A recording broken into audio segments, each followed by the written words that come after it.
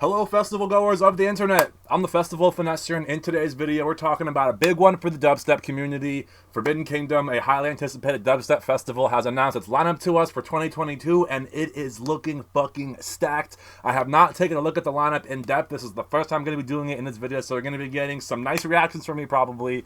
But let's take a look at this lineup after the intro and see how heavy it really is. Can I get a year?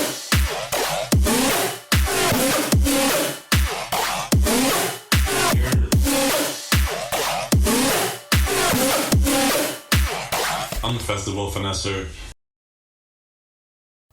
If you like dubstep, can I get a year? What's good, everybody? Welcome back to another one. Finesse Gang, thank you for being here once again. For those of you guys who are new here and do not know me, I'm the Festival Finesser. This is my channel, a channel that revolves around music festivals and live music-going experiences with a focus and concentration on dubstep and rhythm. If you are not following me at a festival day by day, probably following me at a show in New York, Philadelphia, Maryland, Virginia, basically anywhere I go, you guys are coming with me. And if you're not following me at a festival or show, you're probably sitting with me here at this desk, getting life hacks, trick tips, festival reviews, lineup reviews, EDM news, controversial debates, and any other words of advice I can give to you guys to make sure you can have the best festival going experience possible. Now that that's out of the way, let's talk about this festival. Forbidden Kingdom 2022. I went in 2021.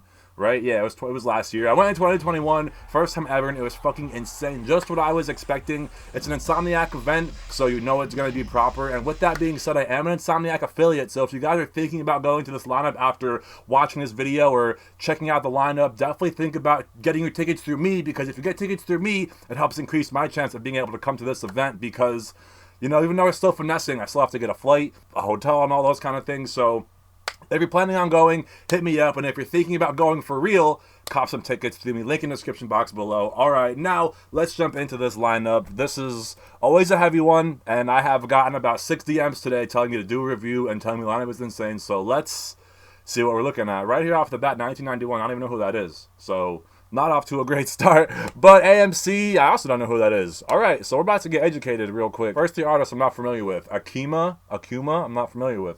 We're gonna have to do some research, but the next one I am familiar with, Al Ross. Definitely gonna be bringing some rhythm vibes. I got a bunch of unreleased Al Ross tunes, and they are just very like metallic and crunchy and just like that kind of music. Makes you just want to punch the air. You know what I'm saying? I'm gonna adjust this real quick because I feel like I'm crooked. All right, next we have Arctic's back-to-back Point Blank, another fucking heavy one. And Forbidden Kingdom always does a fucking awesome job of bringing heavy and unique back-to-backs. And just being overall heavy. I was very impressed last year. I had a fucking awesome time.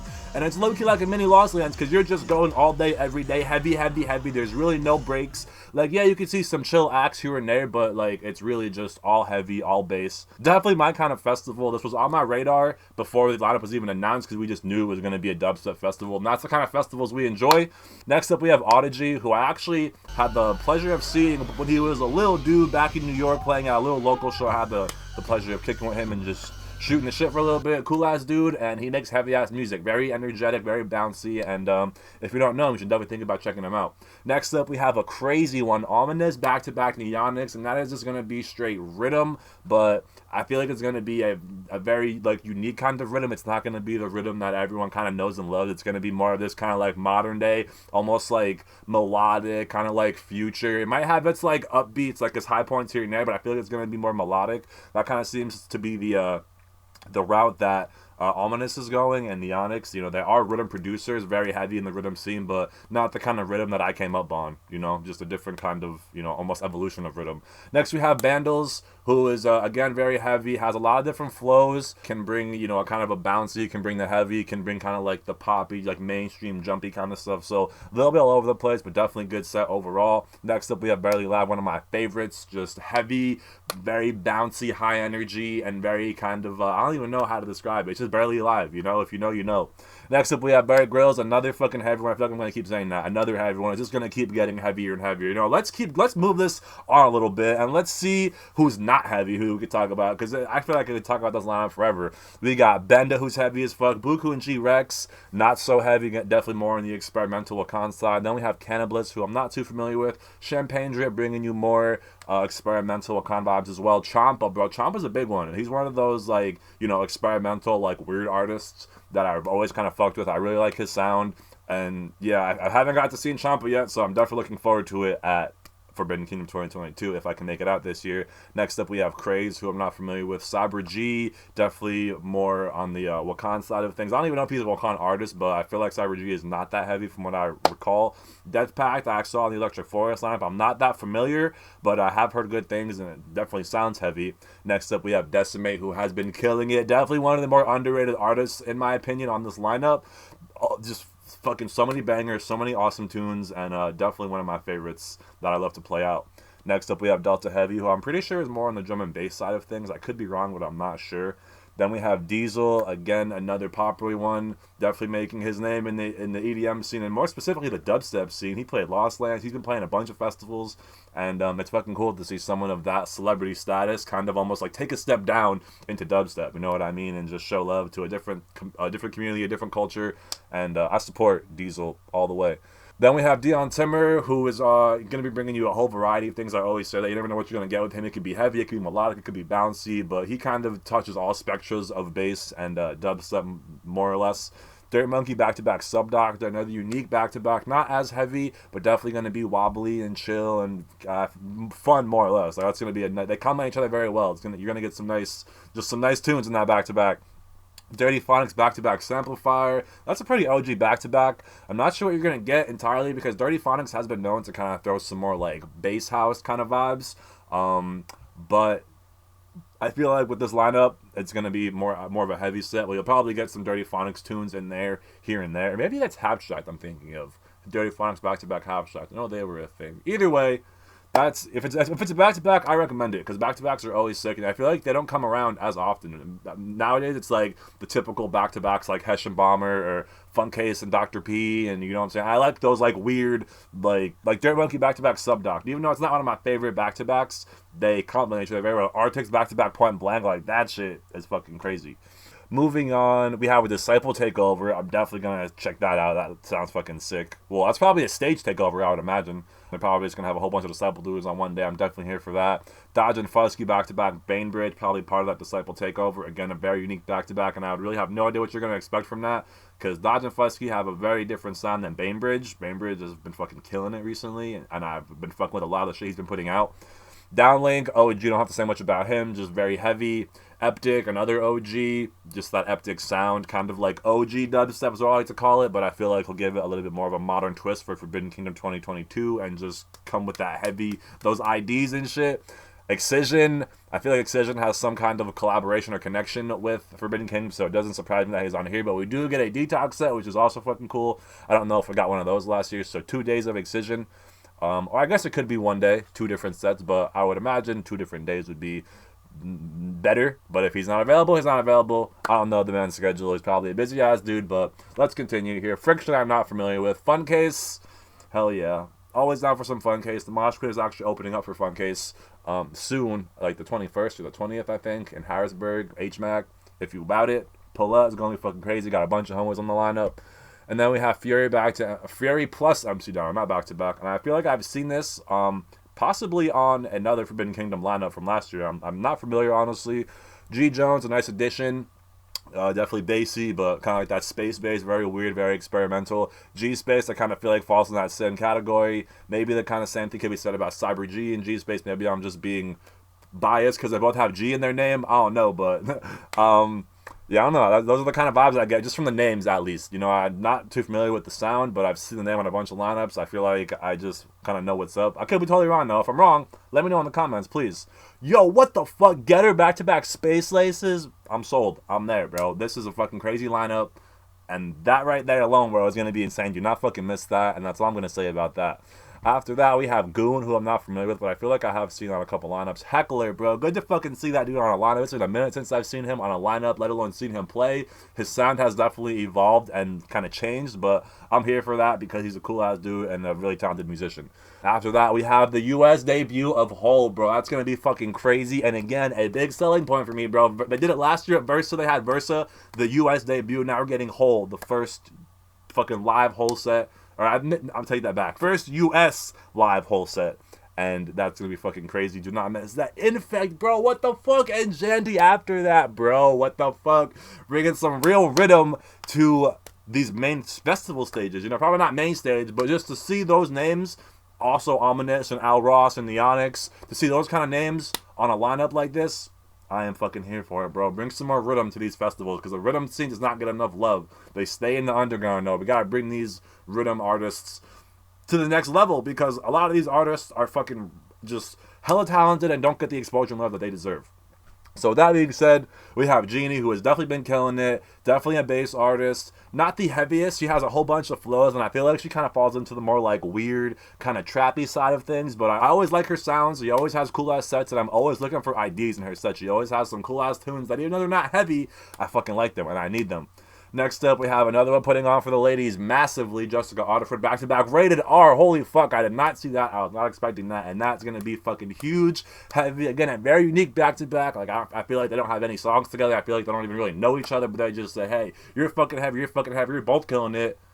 And rated R is a Florida native, so that's going to be fucking crazy. Definitely shout out to that. And last year he was playing on like a little stage at like 3 o'clock, and now he's going back-to-back with Jessica Otterford. So big fucking ups to rated R, big ups to Jessica. That is going to be a super crazy one. Then we have Justin Hawks, who I'm not that familiar with. I think that's more melodic, honestly. Then we have Kaiwachi, again, kind of falls into that crybanging category with heavy and melodic. Then we have K9, who I feel like that's not the K9 I'm thinking. But nonetheless, might have to do some research on that. I'm not familiar with. But this guy, fucking Keizo, bro, been a fan of Keizo for so long, and he's actually coming to Avant-Gardner in January 28th to be exact. I am going to be there, so if you're thinking about coming out to the show, it's going to be fucking crazy. Haven't been to Avant-Gardner in a minute, and I'm just looking. The support on that show is crazy. We got Kaiwachi, Space Laces, Reaper, and Phase 1, bro. Like, what? I don't even know if Kaiwachi's on that lineup. I could be wrong, but I know Phase 1 is on that shit. And Phase 1, Keizo, I'm already there. And Space Laces, bro. I think that's the lineup. Keizo, Space Laces, Phase 1, and Reaper. That's fucking insane, and I hope NYC shows out for that one, because that's going to be a fucking crazy one, and that support is fucking stacked. So, Avant-Garde, January 28th, come through, it's going to be crazy.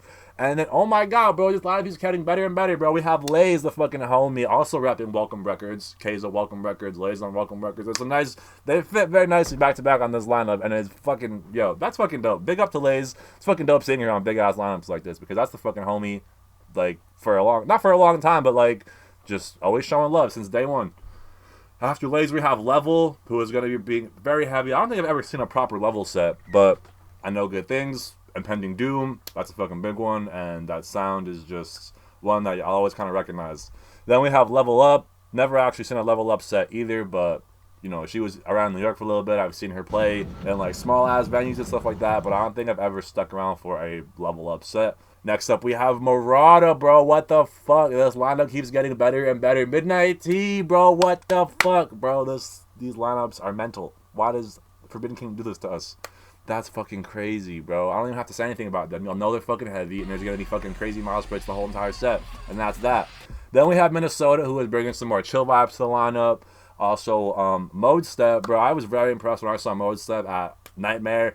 I was expecting like a little bit of melodic, kind of like some Kaiwachi Slender stuff, and that shit was just banger after banger, ID after ID, heavy fucking shit the whole entire set, and I was really impressed. I was not expecting that. Bro, what is Forbidden Kingdom doing? Muerte? Bro, they're bringing these SoundCloud artists to the main stage, bro. I say that like loosely. They're not going to the main stage, but like that's someone that I just recently have been fucking with on SoundCloud, and you know they have some releases on like Fresh Blood here and there. He has some releases on Fresh Blood, and I've been seeing and copying, and it's like all of a sudden, boom, this dude is playing Forbidden Kingdom, and that is huge, bro. I love seeing SoundCloud artists, and who I consider SoundCloud artists that are just really big on SoundCloud, and you don't see him get booked, you don't see him on like flyers and shit, and all of a sudden, boom, like definitely well deserved. His fucking tunes have been crazy heavy.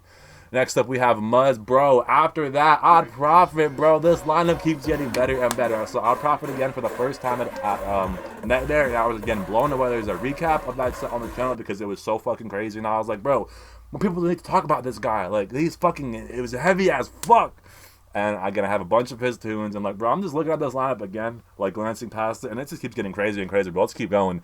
We have OG Nixon again, someone I saw recently at Nightmare, and it was heavy as fuck. Hopefully we get a little something different, because the last two times I saw him, yeah, they were close together, but the sets were a little bit similar. So I'm hoping we have some new OG Nixon tunes. I just got that new OG Nixon remix with Duck Beats. I forget what it's called, but that shit goes fucking crazy. Ulasile, again, a Rhythm OG, who has just kind of been putting on for the rhythm scene for a long time. It's nice to see him get the credibility he deserves on a lineup like this. Next up, we have Riot 10, again, one of the fucking nicest dudes in EDM. I feel like that dude does not get enough credit. A lot of people hate on him. I don't get why, because his music is fucking heavy and he's a genuine fucking dude. So big ups to Riot 10. Then we have another OG, fucking Rusko, and like, bro, this lineup keeps getting fucking better, and like, I'm sold, bro. We have to fucking go. I don't care if it's a week after Paradise Blue, which it is, and we're already going to that. We have to go to this too, bro. Just back-to-back craziness, back-to-back crazy content, and I'm going to have a good time, but I feel like y'all are going to enjoy it just as much when it comes out. Next up, we have Charlotte's Web after Rusko. I'm not familiar with Sippy. Sippy is a girl, I'm pretty sure, if I recall correctly. And that's all I really know. She's a girl, and she's in the bass realm of things, and I'm not really familiar with her music all that much. Smokeland, I'm not familiar with either. Sodown, I'm not familiar with. I feel like Sodown is more melodic. I feel like I've seen that name. Or maybe more funky, I don't know. Space Wizard, back-to-back Smith. Pretty sure Space Wizard is more chill, kind of like Wakan vibes, experimental side of things. Stellar, I'm not familiar with. Stoned Level, bro. Do not miss Stoned Level. Saw him at Lost Lands for the first time. It was fucking insane. So many doubles, so much energy. Just high-energy mosh pit music. And under that, bro, I already see Versa. I'm skipping ahead, bro. But, like, bro, this lineup is insane. Gonna be so fucking heavy, and someone's probably gonna end up in the hospital. Like, someone's gonna get hurt May 6th and 7th. So have an ambulance on site, please. Forbidden Kingdom. Who else? After Stoned Level, we have Subdoctor DMB set. That's interesting. A little tribute for the DMB heads. Then we have Subtronics. Kind of expected Subtronics is getting to like mainstream headliner, level, and to see him on this lineup does not really surprise me. But Trollface does fucking surprise me, bro. I've not seen Trollface play in a minute, bro. Like, what happened to that dude? He actually did have some things that really fucked up his career. I know his house burned down, and like he definitely went through a rough patch. But it's nice to see him on a lineup like this because he was one of my favorites back in the day, and it's nice to see his name resurface because I had not seen Trollface around in a minute. So that is definitely going to be one. If you're an OG, you fucking know what's up. Definitely want to check that out. Definitely going to be heavy. Next up, we have Vampa, who is, I feel like, on the more chill side of things, putting on for the females. Versa, like I said, I saw Versa for the first time last year, his USA live debut, first Versa live set ever, and it was fucking insane. So insane that I couldn't even hang, bro. It was so hot. It was like 3 o'clock in the afternoon, one of the first sets of the day, and I was probably there for about 30 minutes, and I had to like go out to the medical center and get some water because it's free over there. Fun fact, Finesse Gang pro tips. Then we have Virtual Riot.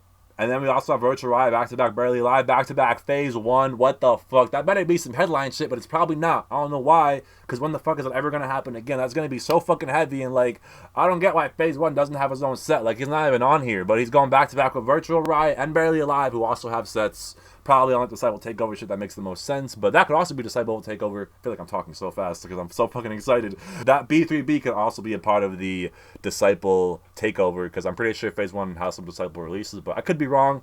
After that, we have Volt, who I'm not familiar with. Wooly, who I'm very familiar with. Wooly is one of the first artists that really showed love to this channel and what I was doing at Electric Forest. We posted one of the vlogs where he was featured in, and I had the chance to meet him, talk to him. He's a cool-ass dude. He has my full support, and his sets are always fucking heavy, always fun, high energy. Throws in a little bit of, like, side trance of melodic stuff here and there, but I feel like it doesn't fall into the cry band category as much, in my opinion. But that could be controversial and debated upon. But after this, we have Yax back-to-back Jaqui, bro. Yes. More back-to-backs, more underrated artists, bro. Yax has been killing it for so long, and that dude does not get the credit he deserves. And Jaqui has been recently buzzing, and I've been fucking with a lot of his music, and that's going to be really cool back-to-back because for me, Yax is like straight rhythm. Jaqui doesn't really fall into the rhythm side of things for me, but they're definitely both diverse artists, and that's going to be a unique back-to-back as well. YDG, definitely, in my opinion, falls more into the trap side of things. Definitely a heavy artist, has a lot of tracks that I actually really enjoy. I feel like he plays a lot of shit at 160 for some reason. A lot, at least the songs that I have downloaded were 160, and his vibe is very dark, in my opinion, from the songs that I like, and that's really all I could say about that. But I am seeing him soon at the Av, opening up for Virtual Riot with my boy Cliptic. Vlog content for that coming soon. And then we have Zeke Beats, who is really known for his scratching, but just kind of has some Boogie T kind of vibes, just some Subcarbon vibes, kind of just like fun and weird, not so experimental, I guess you would say. that's really all I could say. Always fun, to say the least, you know. Definitely someone worth checking out because he is really talented behind those decks and does do a lot of live scratching, which you're not going to see a lot of. And then wrapping up here, we have Zaya, or I don't even know how to say this. Zaya, I think it's Zaya, who I recently saw on tour with Hesh and Bomber, and she had a heavy set. I was very impressed with that. And it was nice to get a refreshing memory of her because I remember her going back-to-back with Vampa at Big Dub, and it was more Wookiee. This was more dubstep, just kind of generic, I would say, but had some vocals.